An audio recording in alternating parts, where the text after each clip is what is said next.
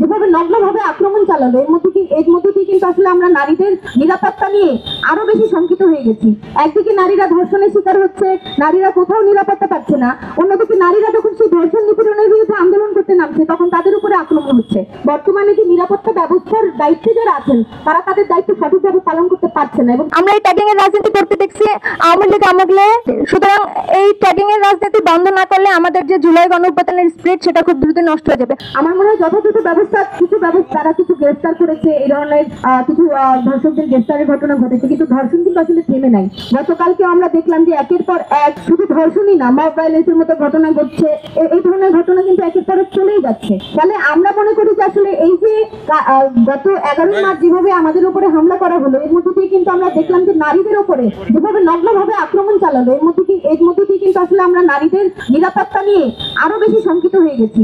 একদিকে নারীরা ধর্ষণের শিকার হচ্ছে, নারীরা কোথাও নিরাপত্তা পাচ্ছে না, অন্যদিকে নারীরা যখন সেই ধর্ষণ নিপীড়নের বিরুদ্ধে আন্দোলন করতে নামছে তখন তাদের উপরে আক্রমণ হচ্ছে। ফলে আমরা কিন্তু ব্যাপকভাবেই কিন্তু নারীদের যে নিরাপত্তা সেটা নিয়ে কিন্তু শঙ্কিত। তো আমরা বলতে চাই যে আসলে এই যে স্বরাষ্ট্র উপদেষ্টা দীর্ঘদিন ধরে আমরা শুধু বলতে চাই যে নারীদের নিরাপত্তাই শুধু না, জানমালের নিরাপত্তা দিতেও কিন্তু সে ব্যর্থ হচ্ছে। ফলে একের পর এক ঘটনা ঘটছে এবং সেগুলোর কোনো বিচার হচ্ছে না। সেগুলো আমরা দেখছি অভ্যুত্থান পরবর্তী সময় মাজার ভাঙা থেকে শুরু করে শ্রমিকদের উপরে পুলিশ আক্রমণ করেছে, মাজারে আক্রমণ হয়েছে, বিভিন্ন জায়গায় বইমেলায় আক্রমণ হয়েছে, কিন্তু সেগুলোর কোনো বিচারের আওতায় আমরা আনতে দেখিনি। কিন্তু আমরা দেখছি যে ন্যায়সঙ্গত যে আন্দোলনগুলো, সেই আন্দোলনে কিন্তু পুলিশ একদম নিজের সর্বশক্তি নিয়ে সেখানে ঝাঁপিয়ে পড়ছে। ফলে আমরা বলতে চাই এই ঘটনাগুলো বারবার এটাই আমাদের কাছে প্রতীয়মান করে যে আসলে বর্তমানে যে নিরাপত্তা ব্যবস্থার দায়িত্বে যারা আছেন তারা তাদের দায়িত্ব সঠিকভাবে পালন করতে পারছে না এবং সেই জায়গা থেকেই কিন্তু আমরা বারবার এই যে ধর্ষণ এবং নিপীড়নের বিরুদ্ধে বিচারের দাবিতে এবং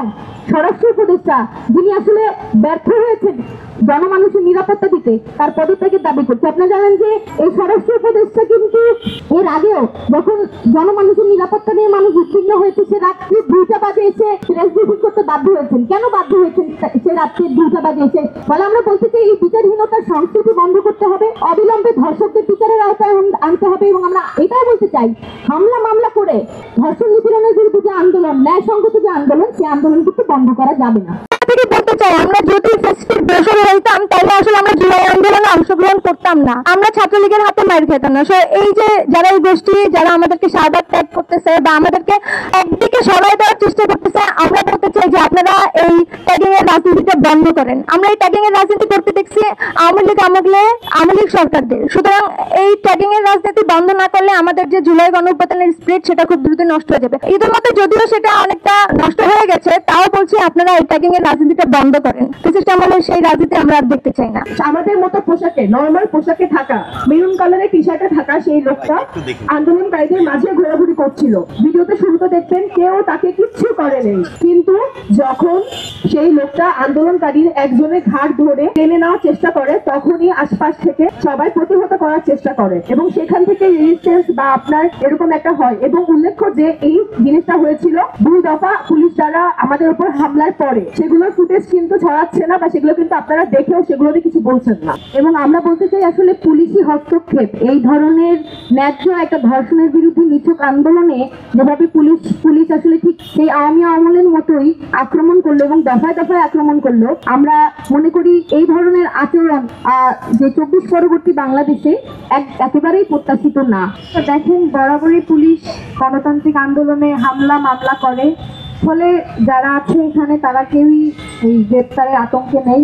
আরেকটা গুরুত্বপূর্ণ বিষয়, আপনারা দেখবেন যে পুলিশ যতগুলো এখন 5 আগস্ট পরবর্তী 24-এর যে বাংলাদেশ আমরা বলছি, এখানে যতগুলো গণতান্ত্রিক আন্দোলন হয়েছে, শিক্ষকদের উপরে গতকালও পুলিশ হামলা করেছে, কর্মীদের উপর পুলিশ হামলা করেছে।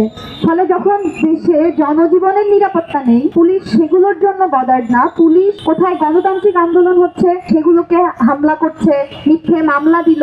এবং আমরা মনে করি যে এই যে আমাদের যে আন্দোলন, আমাদের যে গণ আন্দোলন ধর্ষণ ও নিপীড়নের বিরুদ্ধে, এই আন্দোলনকে অন্যদিকে প্রবাহিত করা।